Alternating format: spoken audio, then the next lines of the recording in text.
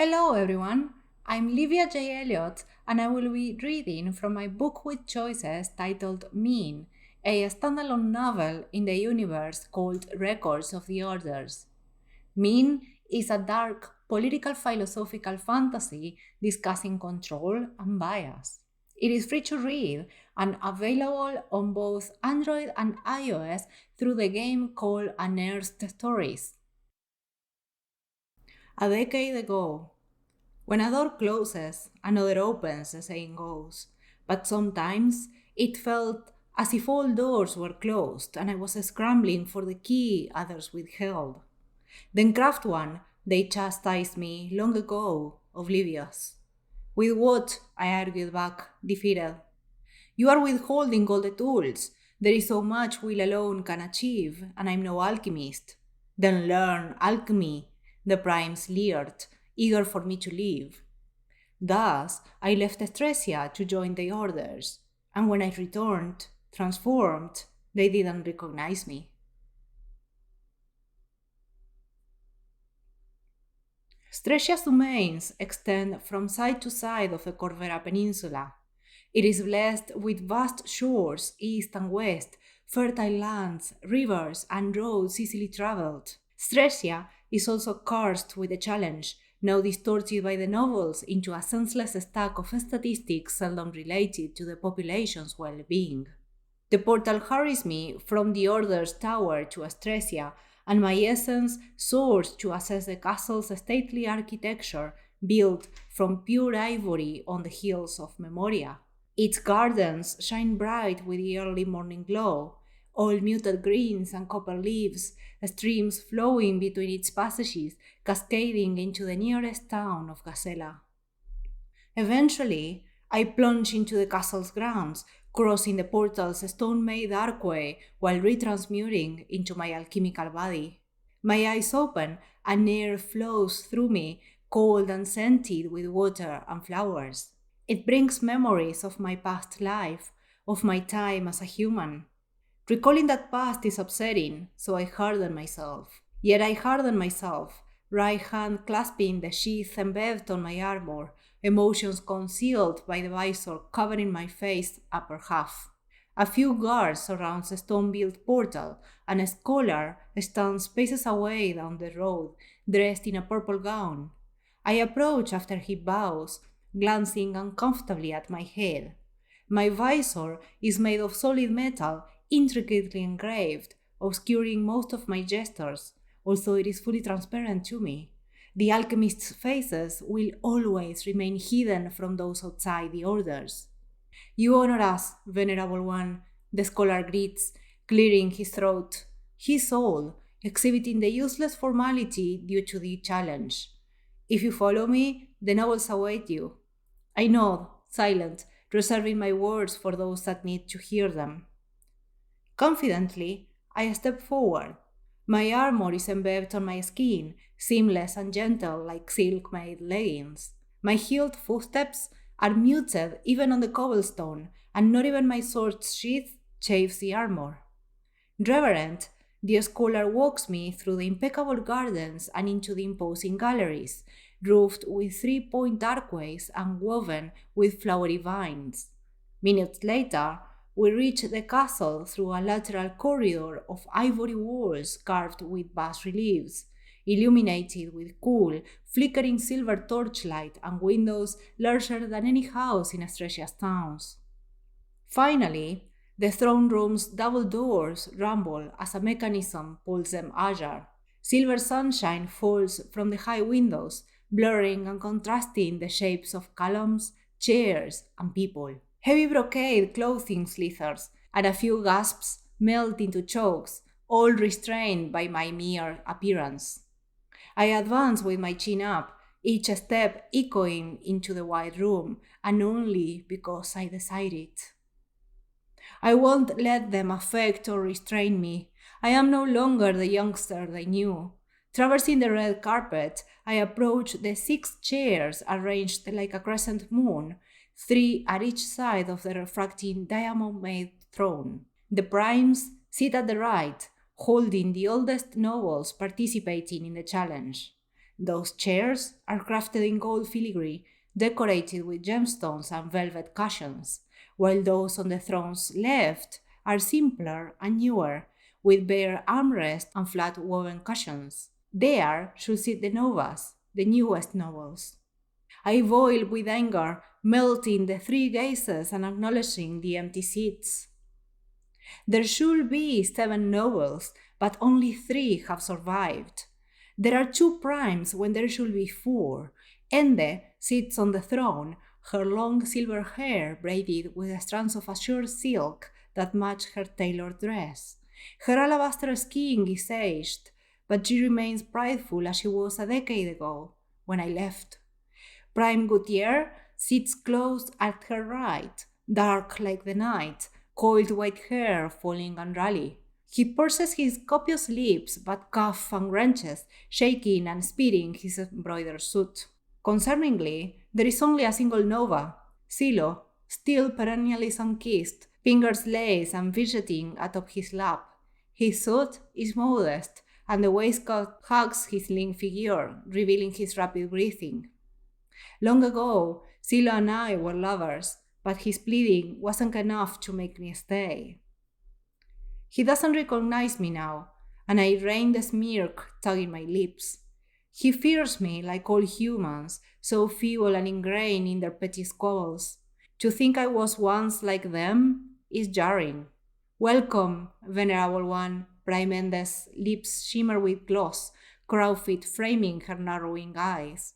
We are honored to host a chimera in Estresia. Her voice thins, fingers clinging to the throne's armrest, the diamond ricocheting shapes into her pale skin. How should we call you?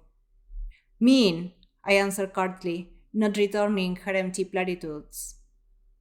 It is the bearing I gain through my transfiguration, my true self. My voice thunders through the courtroom, bouncing on the ivory columns and shaking their vines. It flutters the curtains of purple silk, rippling across the lavender perfume. Don't act coy, Prime Ende.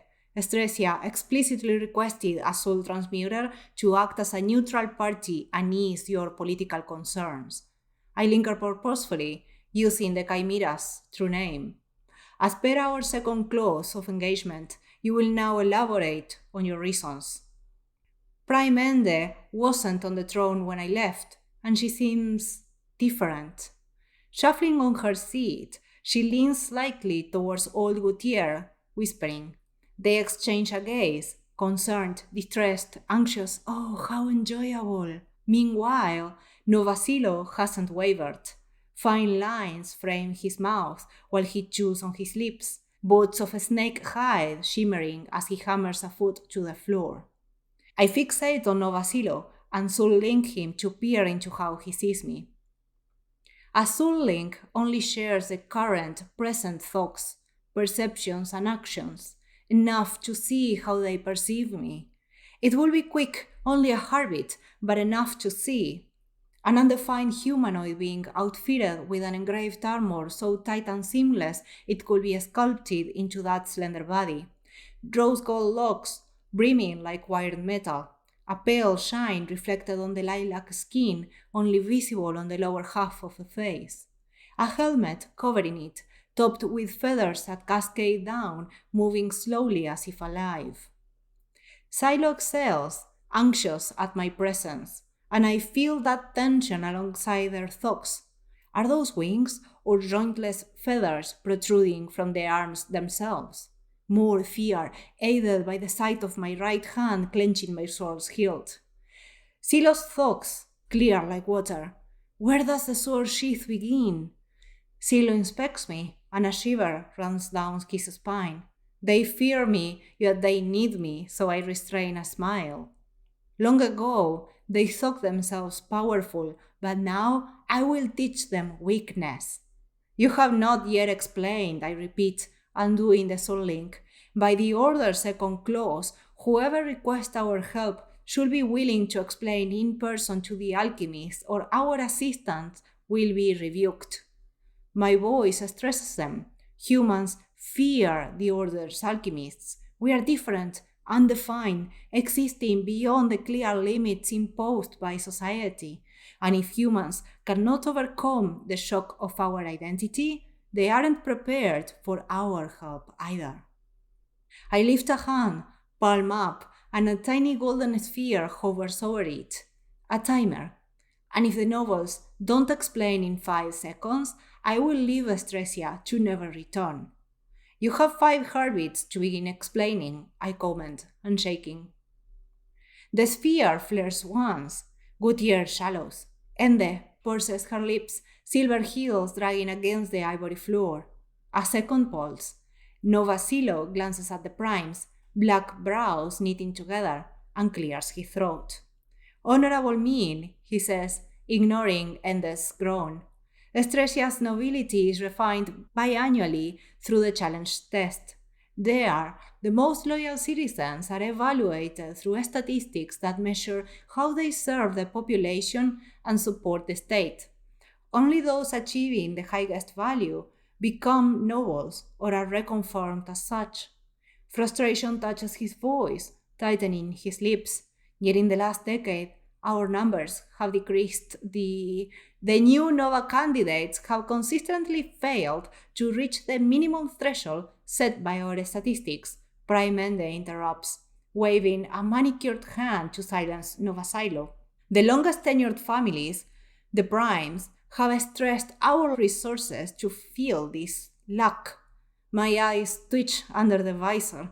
I remember those arguments and not too fondly. They call the challenge an even system, but those assessing the challenge's thresholds are the primes themselves. I remember some of those meetings. It was always clear that the primes heavily influenced the acquisition of Nova status. Now, it sounds worse than before. Annoyingly, my thoughts trail back to the rector's comments, the 4 transfigured alchemists who leads the orders. They said this visit to Astresia was both a mission and a test for me, but never explained what was being evaluated. Frustrated, I roll my fingers, hurrying the nobles to continue. Silo perks, but Prime Ende silenced him with a glare and softened her countenance into that rehearsed mask of composure and benevolence. Combined with the ever-decaying performance of Nova candidates, we lost Prime Ferrer 4 years ago.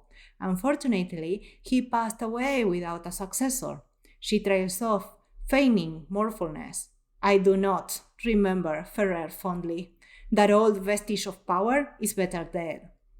I admit, pursing my lips to avoid smirking. Ferrer had been chronically rooted into that throne. Did Ende poison him? Or did he die of age? In any case, Estresia is better off without Ferrer. Wiggling my gloved fingers, I threaten the nobles with another golden warning. After late Prime Ferrer's passing, Nova Silo raises his voice, ignoring the Prime's annoyance. Our challenge test failed. None of the participating Nova candidates, alongside 2 then Novas, surpassed the threshold of minimal performance. Silo clears his throat, interrupting Ende again. We postponed the assessment to retest them after a year, but the results repeated. We retested them after another year, but those Novas were unnobled. His throat tightens, voice thinning. After they vanished, we decided to request the Order's assistance. The Chimeras are renowned for their insights into political matters. For their kingdom-making power, he means. Beneath the visor, I narrow all my eyes, considering the words. Thank you so much for listening. I know I'm no audiobook narrator and have no ability to make voices, but I hope you have enjoyed it. If so, give me a thumbs up. Remember, Mean is free to read, so if you are curious about how it continues, you can read it for free in Android and iOS through the game called Unearthed Stories. Thanks for listening and happy reading.